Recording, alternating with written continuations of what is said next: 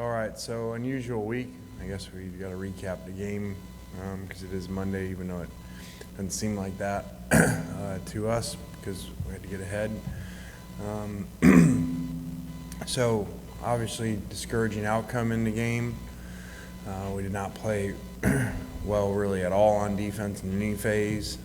Offensively, we had a lot of yards.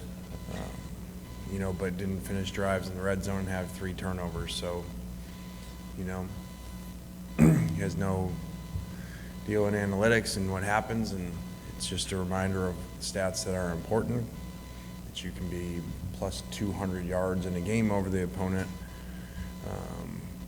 but then still lose the game and not really a close game would tell you what's most important, which would be scoring in the red zone, which I think they went 100% touchdowns. We were 2 of 4, 2 of 5, and 3 turnovers to none. So that would be the formula, and we certainly helped them.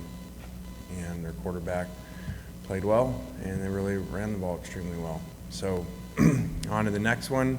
Big challenge ahead, chance to win our 3rd Egg Bowl since we've been here.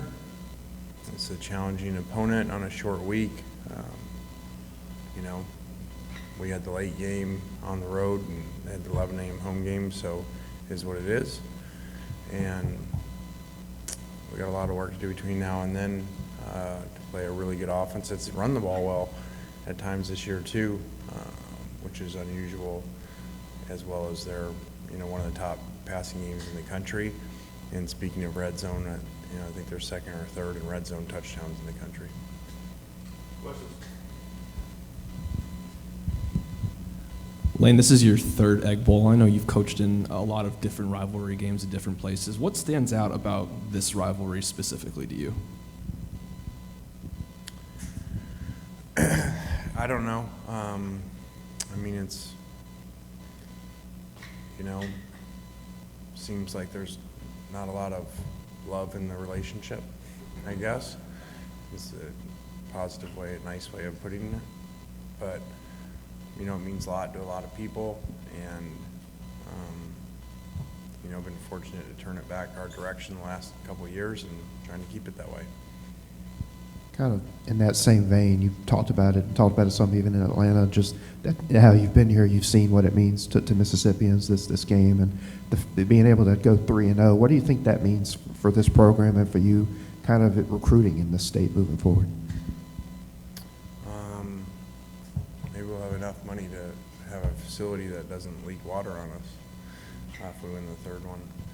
So, it would be great. I think in general, as you look at the 3 years, I think we've come a long ways with the program.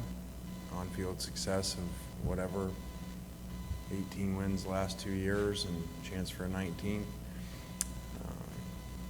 I think that we've turned over the roster, improved the roster, obviously improved on-field production, and made the program a lot more visibly nationally to recruit to than where it was when we got here. So this would be another good notch in there to help that with the national audience on a Thursday night. What have you seen out of Will Rogers, just another year under Leach in that system? What have you seen kind of on film from him this season? Same thing. High completion percentage, really good with the ball, hardly ever gets sacked. Does a great job.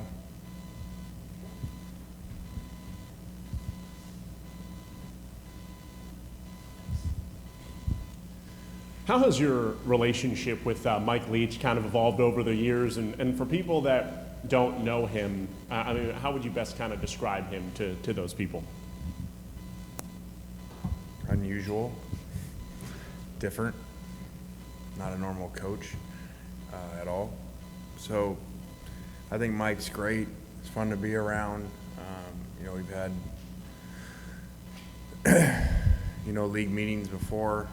Head coach meetings are a little different out west. People get along and hang out at the pool and stuff, so you get to know the people there, different than our SEC meetings. But so he was always funny and fun to be around, and I think he's brilliant. and obviously very creative. Lane, I've heard you say what your approach is when your name is coming up for other jobs and rumors and whatnot, but do your players ask you about it during this time? They don't. I think they know how we operate, and they've been in this before, and so, you know, they don't even ask. I think they know how we do things here, and, you know, pro mindset of preparing every day to get better and win. And I mean, I don't know what else to say. I'm extremely happy here, like we just talked about, the difference of where this program is now compared to 3 years ago, and, you know, feel that we have really good support. So, I mean, I can get up here and give you whatever it was, the Pine Box speech, and I'm not going to be the next head coach of Alabama. I can give you those things, and, you know, so I don't know what those mean. So I don't know what else to say. I mean, been here 3 years and been fortunate enough to, I guess, now have 3 different contracts, so I don't know why all of a sudden a 4th contract all of a sudden makes people feel better. So, like I said, we're very appreciative of everything here. You sound like your guys are very confident and good at, you know, backing out of that kind of outside noise, and you seem confident in them. But you not having conversations with them, is there any part of your mind that thinks that might be concerning because it might turn into a distraction on a rivalry week if they see it all the time? Yeah, I mean, I think about that. I've asked our coaches, do you think that is an issue? They've said no. Like analytics, we study the past. I mean, we played in the last game at FAU to conference championship, and that morning ESPN leaked that we were the head coach at Ole Miss, and the entire team knew, and went out and won by 40. So, and these same, you know, questions were there the same week that we were 1 play away from beating Alabama. So there's not much analytics to show that would matter about player performance. Coach Davidson at Igbenogson started the first 9 games, it seems like, and it seems like Miles Battle's gotten the nod past 2. Can you talk about that a little bit, and who do you envision starting on Thursday? We envision them both playing. You know, Davidson did some really good things, you know, and Miles had worked really hard, so we made a change, and, you know, anticipate them both playing.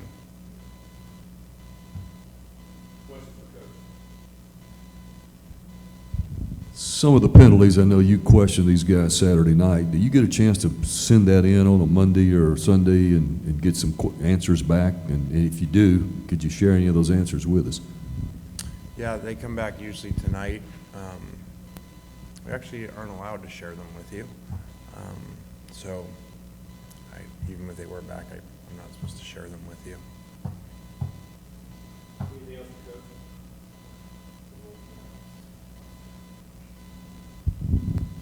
We are working with Micah though on, you know, his penalty, which is now I got to teach guys not to just kick someone's ass at the end of the play, you know, before the whistle's blowing. So, like I said, when it happened during the game, I just want some help of, you know, what I'm supposed to coach. So, I guess now I know. Do you think the way that Saturday's game went in Fayetteville, do you have confidence that that's going to kind of fuel your guys on a short week heading into Thursday in a rivalry game? Do you think it could have the positive effect like that? Yeah, I think that, you know, unfortunately, the 2 times here that we've played Alabama, you know, competitively and well, and especially on offense, we've gone and had Arkansas the next week and not played really well. So, you know, every week's different, as we see all around the country. You can't compare scores. You can't think this team, that team. I mean, you know, Arkansas loses Liberty, then Arkansas, you know, is easily 1 or 2 plays away from beating LSU, and then they beat us. So you can't play that game. Is there a balance to strike tone-wise in your conversations with the offense after they, you know, rack up 700 yards like you've talked about, but obviously there's other things that prohibited you from winning the game? Yeah, I mean, it's glaring, you know, and It's the stuff we teach, but this would probably be as glaring an example as you can have about what is the most important, and it's not moving the ball between the end lines, it's finishing drive, and it's not turning the ball over. You go -3 in a game, I think it's 91% you're gonna lose before you even get to the rest of the stats, let alone the red zone. So, you know, they did a great job, and we certainly hurt ourselves. Coach, Ben Williams is having his jersey retired over the weekend. He was the first African-American to play in a varsity football game for Ole Miss. Can you just talk about that and what that ceremony will be like on Saturday or Thursday? Yeah, really neat event, you know, to have happening, and great for our players and fans, so should be really special.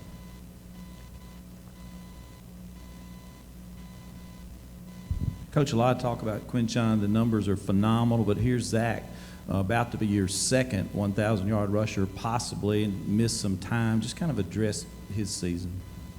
Yeah, pretty neat that those guys have played that well. Like you said, with Zach missing time, had he not missed, they'd, you know, both be over 1,000 already, which is pretty neat, especially in the SEC. I think I saw today the two of them, if they were a team, they'd be ranked 14th or something in the country in rushing, just the two of them alone. So they've done a great job. Obviously, that's a product of the other players around them blocking really well and performing well. But they've done a great job, you know, not just for one of them being a true freshman, but both of them being brand new to the program. All right, guys, thanks.